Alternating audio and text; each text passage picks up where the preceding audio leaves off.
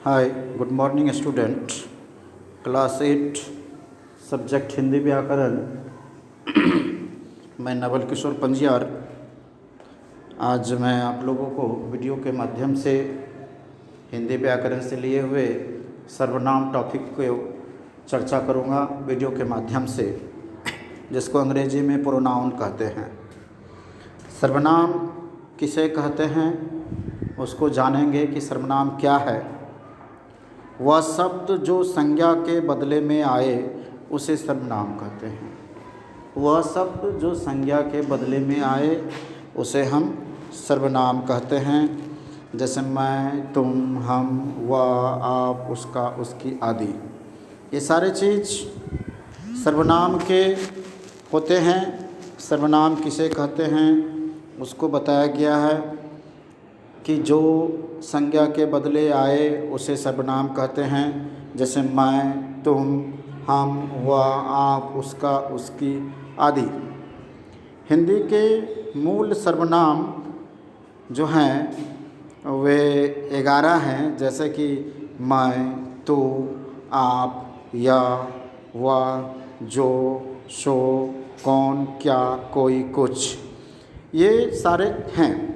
और सर्वनाम के जो भेद हैं, सर्वनाम कितने प्रकार के होते हैं, सर्वनाम के कितने भेद हैं, उसको हम जानेंगे कि सर्वनाम के कितने भेद होते हैं। सर्वनाम के 6 भेद होते हैं। सर्वनाम के 6 भेद होते हैं। पहला है पुरुषवाचक सर्वनाम, दूसरा है निश्चयवाचक सर्वनाम, तीसरा है अनिश्चयवाचक सर्वनाम, चौथा है संबंधवाचक सर्वनाम, पांचवा है प्रश्नवाचक सर्वनाम, छठा है निजवाचक सर्वनाम। यह 6 सर्वनाम हैं और इन 6 सर्वनामों को मैं जानूंगा, वीडियो हो या पीडीएफ हो या लाइव के माध्यम से, इन तीनों चीज़ों को मैं जानूंगा। कृपया आप सुनेंगे, कंटिन्यू रहेंगे, तब जाके आपको क्लियर होगा।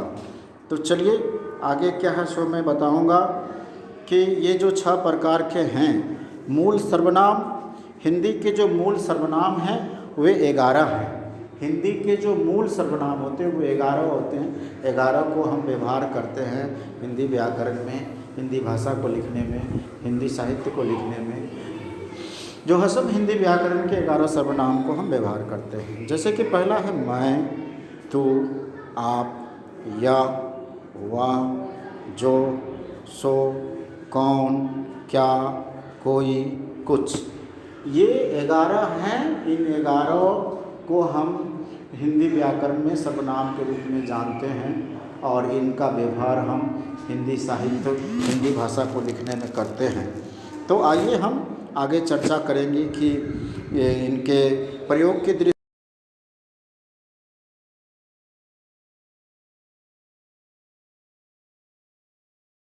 के ऊपर हम चर्चा कर रहे हैं, जो आप सुने ध्यान से।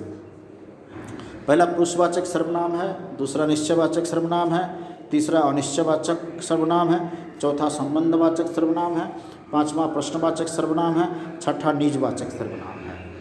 तो इन सभी को हम जो है सो जानते हैं। ये ज़्यादातर प्रयोग होता है हिंदी व्याकरण में। इसमें से हम जानेंगे कि कौन क्या है, किसका क्या है। तो आइए पुरुषवाचक सर्वनाम में हम क्या क्या लिख सकते हैं। जो 11 जो मैंने बोला उन 11 में से कौन कौन किस किस वाचक सर्वनाम में जाएंगे। तो पुरुषवाचक सर्वनाम में मैं, तू, वह, मैंने होता है। मैं, तू, वह, मैंने, ये पुरुषवाचक सर्वनाम में होता है। अब निजवाचक में आप होता है। आप, निजवाचक में आप होता है।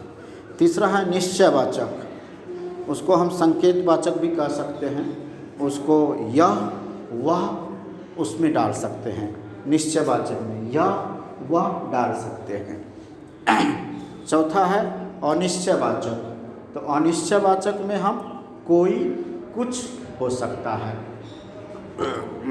संबंधवाचक है जो, सो, ये हो सकता है। छठा है कौन, क्या, ये प्रश्नवाचक में जाएगा। प्रश्नवाचक में कौन, क्या, ये जा सकते हैं। तो 11 जो मूल रूप से सर्वनाम हैं हिंदी के, तो कौन किस में जाएगा, जो 6 प्रकार के, उसको मैंने आपको इस पेज में बताया हूँ। अब आगे है कि सर्वनाम 2 शब्दों के योग से बना हुआ है। सर्वनाम जो है सो 2 शब्दों के योग से बना हुआ है। सर्व प्लस नाम, सर्व प्लस नाम 2 शब्दों के योग से बना हुआ है।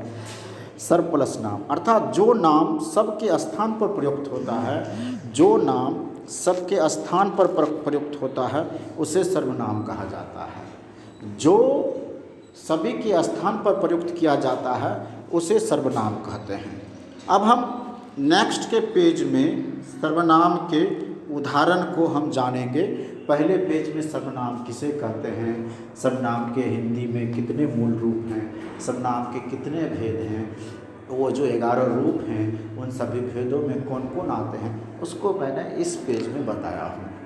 और आप इसे कंटिन्यू वीडियो देखते रहेंगे तो आप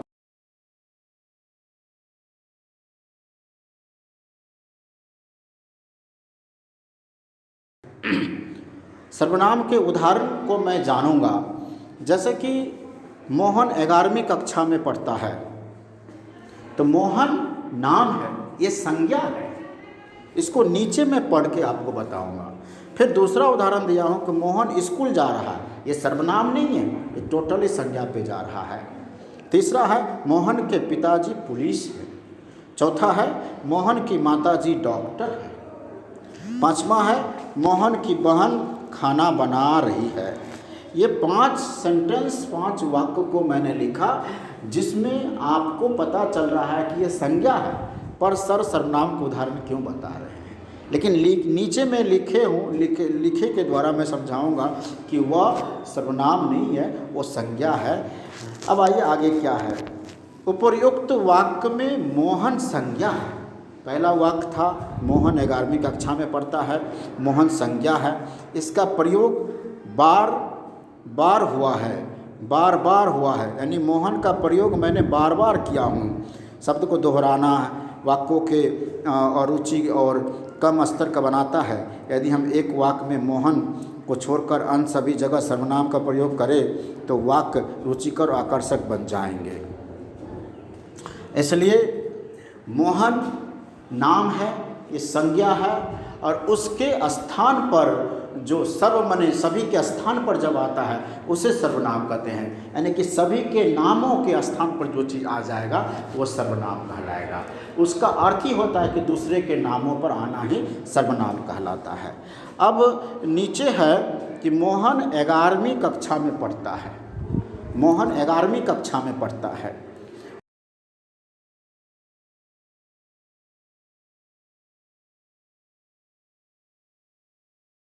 तो वह स्कूल जा रहा लिखा है, वहाँ पर था मोहन के पिताजी पुलिस है, उसको लिख रहे हैं उसके पिताजी पुलिस हैं। उसके बाद लिखा था मोहन की माताजी डॉक्टर है, तो वहाँ पर लिख रहा हूँ उसकी माताजी डॉक्टर है।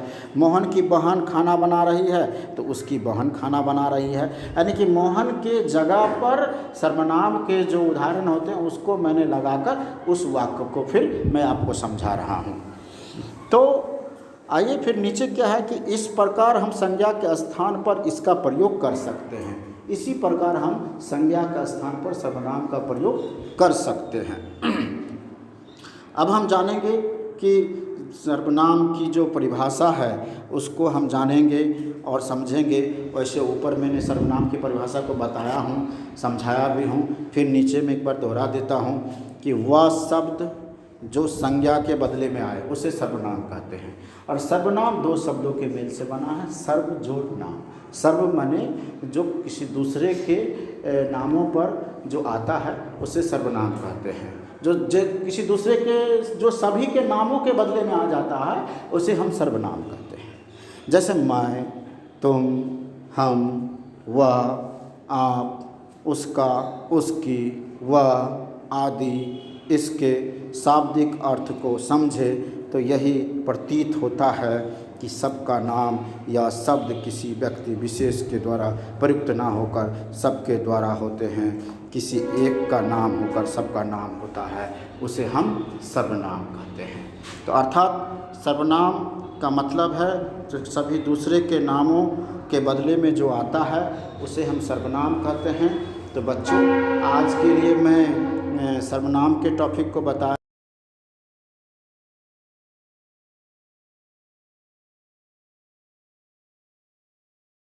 के लिए धन्यवाद। ठीक है।